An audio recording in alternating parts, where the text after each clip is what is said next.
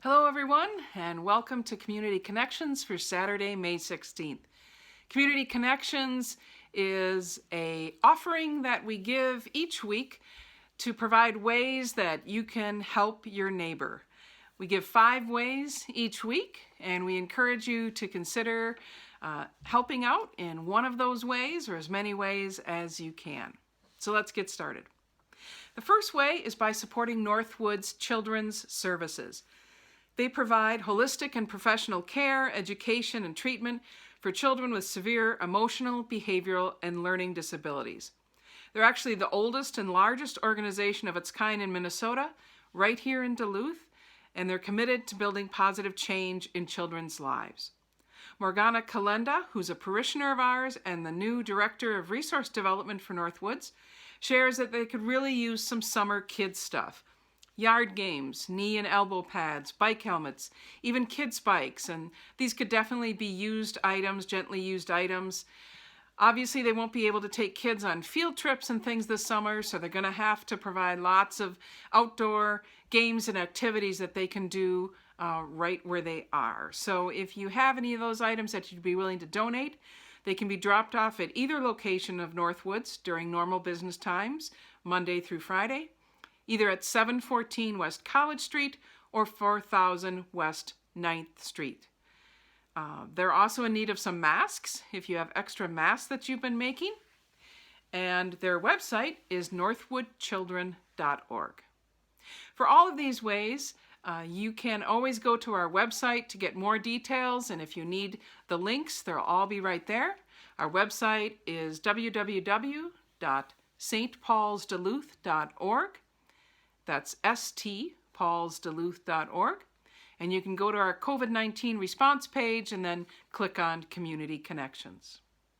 So that's the first way, providing outdoor games and sporting equipment for Northwood Children's Services. The second way is called Take Heart with Takeout.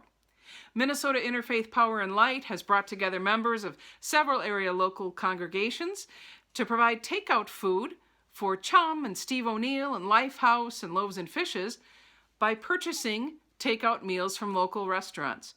It's really a win-win. We're supporting local business establishments, and we're also providing food for those who need it. You can donate toward this worthy effort by going to mnipl.org, or if it's easier, just go again to our website, stpaulsduluth.org. Go to our Community Connections page and the link will be there. They have really provided lots of wonderful meals. They've been doing this ever since the end of April. They provided lunches for Lifehouse, done ACO grocery drops, Steve O'Neill breakfast bags, dinner for Loaves and Fishes every week. So if you would be willing to help fund this a little bit, that would be great. Any contribution is greatly appreciated. The third way that we can love and serve our neighbor this week is by supporting First Witness's silent auction.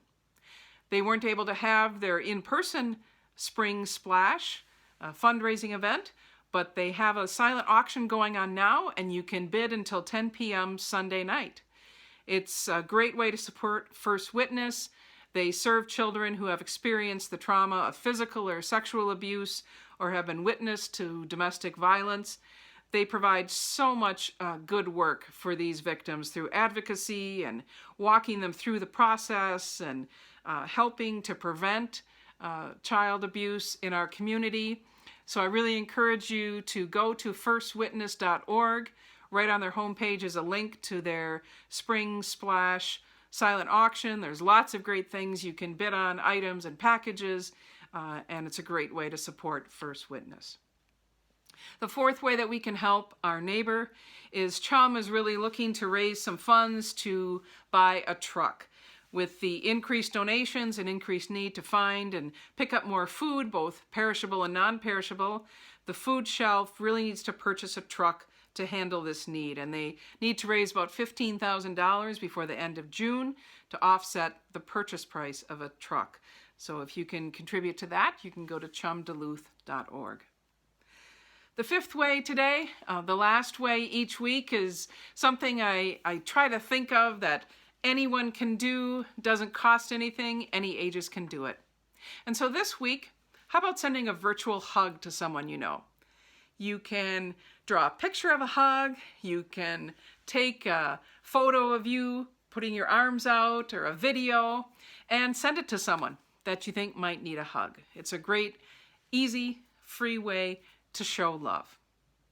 So those are the 5 ways that you can show love to your neighbor this week. You can find all the details at stpaulsduluth.org.